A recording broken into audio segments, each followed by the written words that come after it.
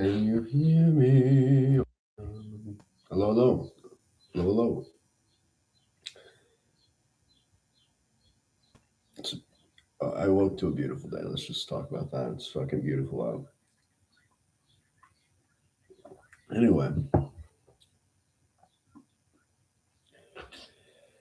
I was lying in bed last night, kind of. I don't even know. Kind of just like I was trying to sleep, but I knew I wasn't in that point of sleep where I was like, or I was in that point of laying down. I was young. I wasn't in the point of laying down where I like truly felt tired, but I was laying down, and there were it started to get loud outside. It was just kids being kids, just screaming. But it was like a group of them. It had to be like 10 people. And they looked like teenagers. It was late. Couldn't really see. Um, I will say this. They were all black. I live in the ghetto. I really do. I live in the city. I live in the ghetto. It's just where I live. Um, and, their music started playing really loud through their car speakers, and they were all just kind of like running about, getting in and out of the car, listening to this music, and they were being really loud. And there was like males and females. It's 3 a.m., 2 a.m., and there didn't. What I noticed, and why I bring this up in the beginning, um, there was no like thought or care about people, inside their houses or apartments. It was just like, let's do this now, here and there. I felt like and this is just me being me, but if it was better music playing, maybe I would have appreciated it more. But it's that mumble over like based sound of rap, just fucking like dance music, man. But they're not even dancing. These teenage girls are throwing ass. They're twerking in the middle of the street while these men or boys or whatever the fuck are watching and recording, and they're all like literally it felt like a circus of noises and of animals running around because I'm not trying to be racist, but I just couldn't make out what was happening in the conversation. um but why I bring that up is um kind of where would that you know where does that behavior stem from, or why is it happening more and more? Got my coffee. um but why is it happening more and more, and why is it happening in these kinds of ways? First off, I want to talk about the topic of conversation in the songs because I mean there was a few sentences I could make out: drugs, bitches, guns, sex, like these little things. And the teenagers listening to this. I know I wasn't any better, but um, I guess from an outside point of view, you're just like you're not worried, but you're like questioning. You're like, what is this? What is this way of life? I don't know. It's very demoralized. I think it. This sort of behavior in conversation amongst or topic in the topic of the songs they listen to does nothing but reinforce that behavior, and it really just is creating a loophole of people behaving in these very demoralized ways, trying to live for the short-term gratification of different highs and getting drunk and high and taking this and doing that. um,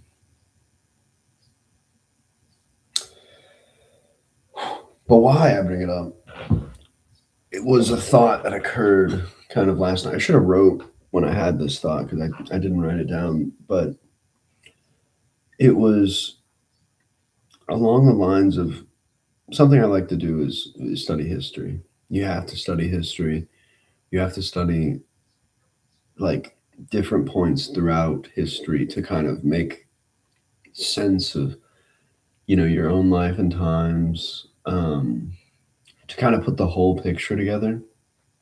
And obviously, not everything you see online and, as you read, it's not necessarily true, but a lot of it has truth in it because it's existed, it's existing. Um,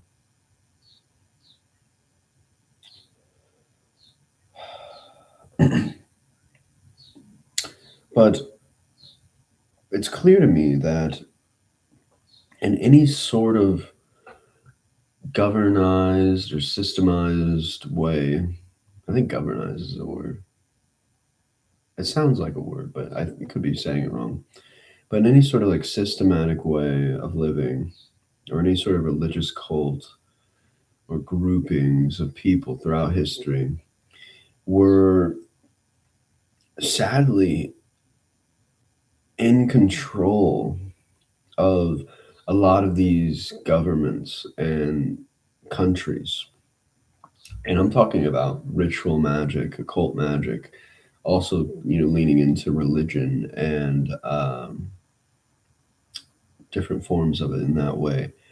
And a lot of them happen to be dominated by men and male societies. And so what I'm kind of getting at is in these sort of societies I've learned about, a lot of these deviant type of behaviors were taking place behind the protection of a word, the lodge, the group, the system, the country.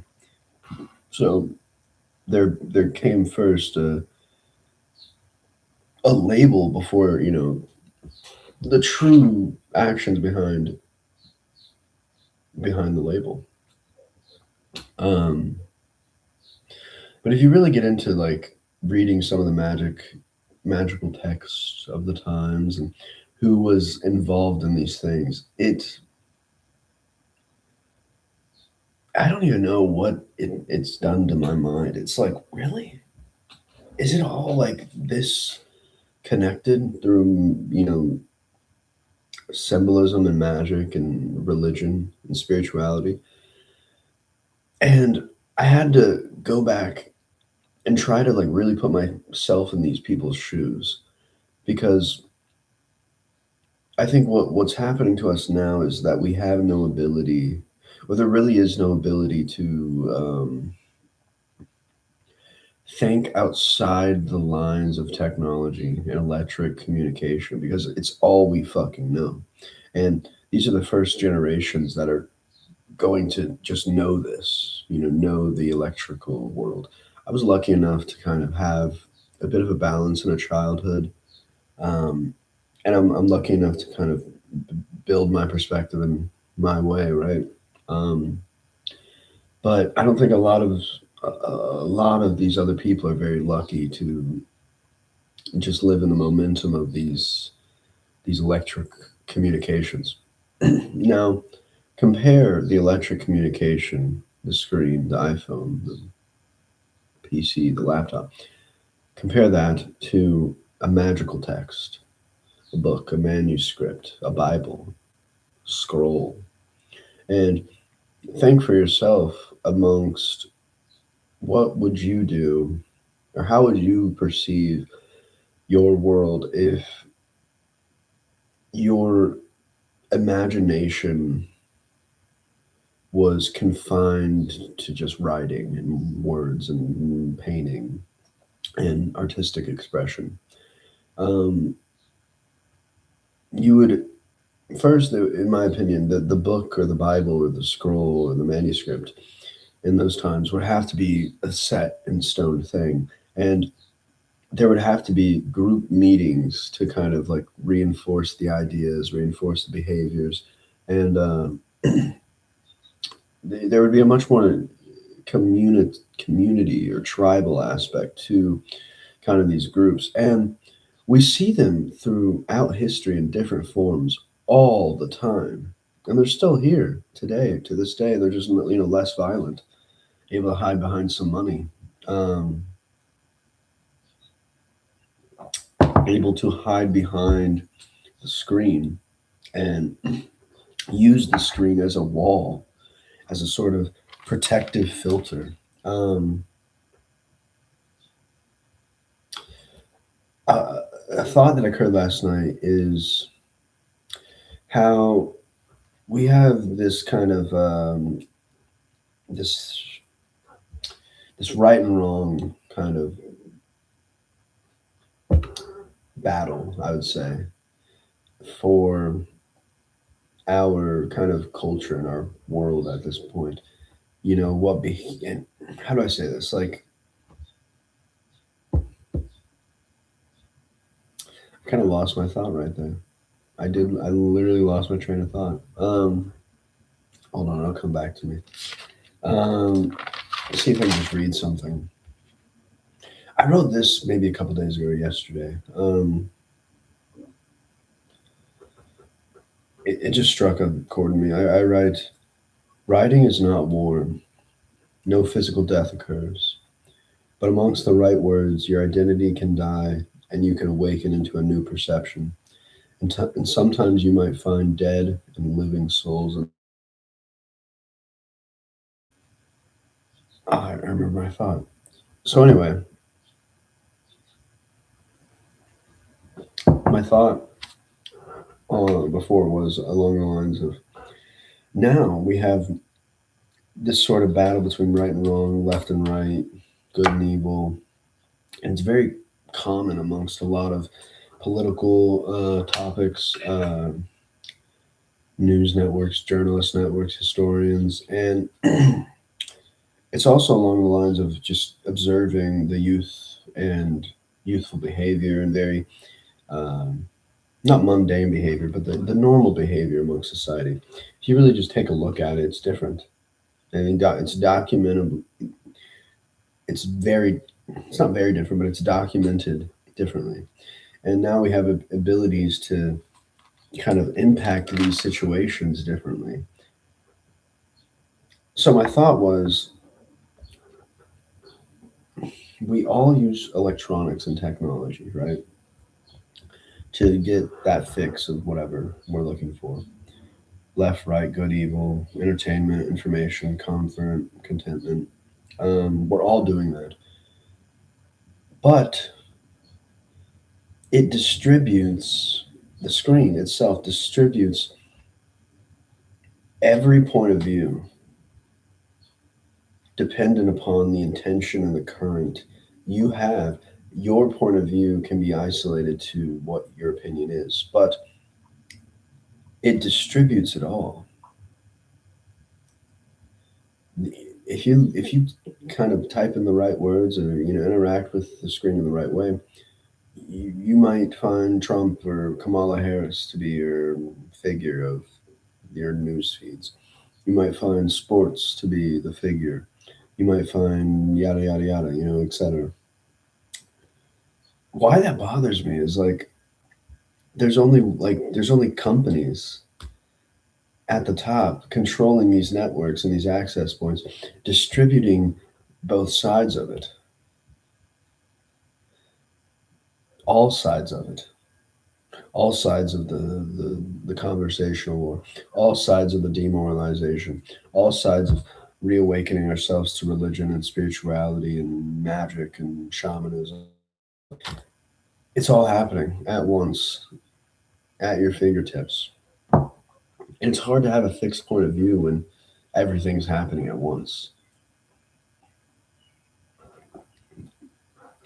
I think why that bothers me is because we're so lost in these just dogmatic, propagandic. I think propagandic is a word. It sounds cool.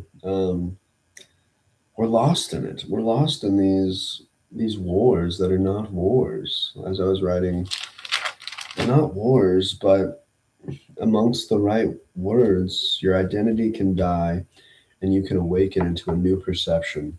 And sometimes you might find dead and living souls inside.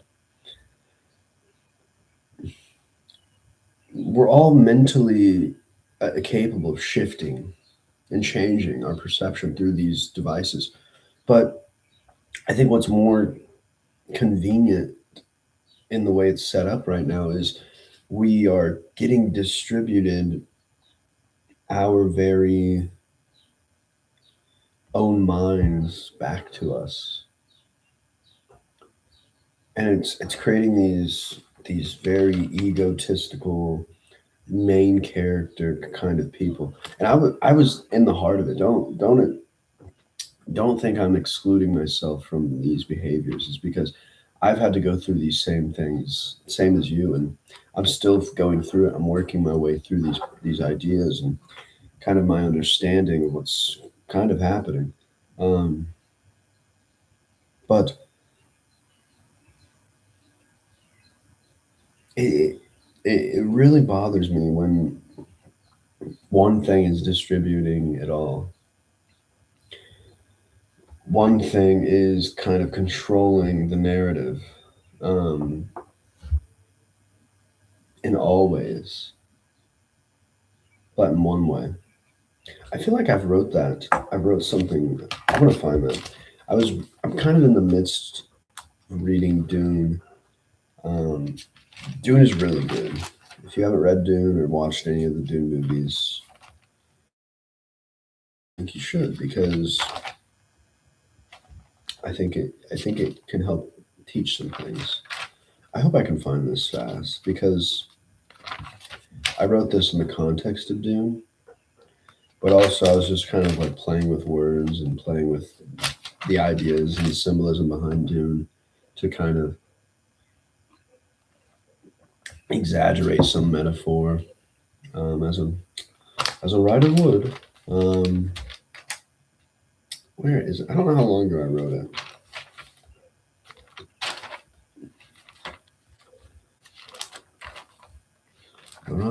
Sometimes she keeps running from the mind. Come on. I know you know. I know you want to pop out. I've almost had this book completely filled. I'm excited to just kind of not shelf it, but I'm excited to just finish something like that. It makes me feel good. Um,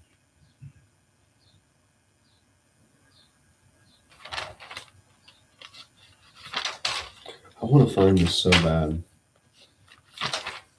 The fact that I want to find it probably means I won't. But I think I am. I think I'm coming. I'm coming close to it. I think I am.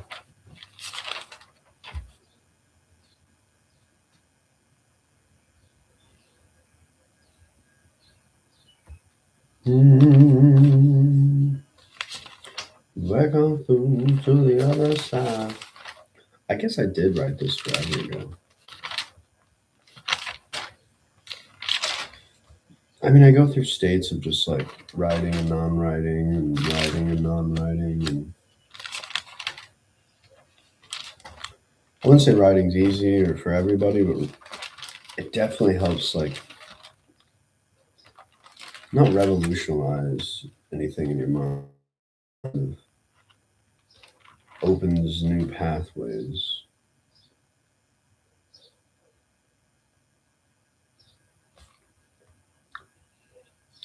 I'm just gonna write this, or not write this. I'm gonna say this. I can't find what I was looking for. Um, but this is calling me. I wrote, receiving messages is just as dangerous as sending them.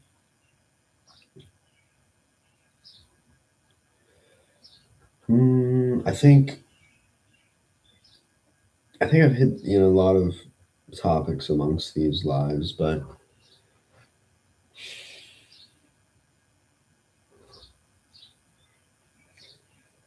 I think when you really try to give yourself meaning and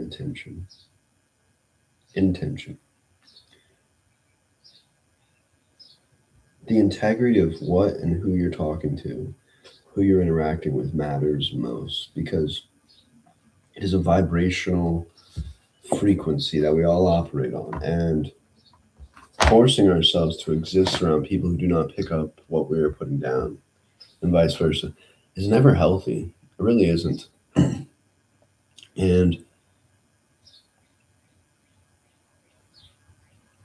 I think we all have the capability to distance ourselves from these screens and face ourselves and this eternal eternal thing inside us all that is is always there, trying to knock at our door, get our attention to focus on it. Um, and I think a lot of us are unable to focus on things because of how demoralized we are, of the abundance of information, convenience at our fingertips with no consequences. Um, and I think it's about time we stop enabling these fuckers in our lives who are so caught up in the machine, the thinking machine, the chaos machine, as I call it. The chaos machine what is what tries to be chaos. It's what tries to be disorder, but instead, it's a self-fabricated machine of chaos that externalizes itself in an abundance of noise and sound and context and meaning. And if you aren't aware of it, you're inside of it. And if you aren't paying for it, then you are the product of it. What are we going to do?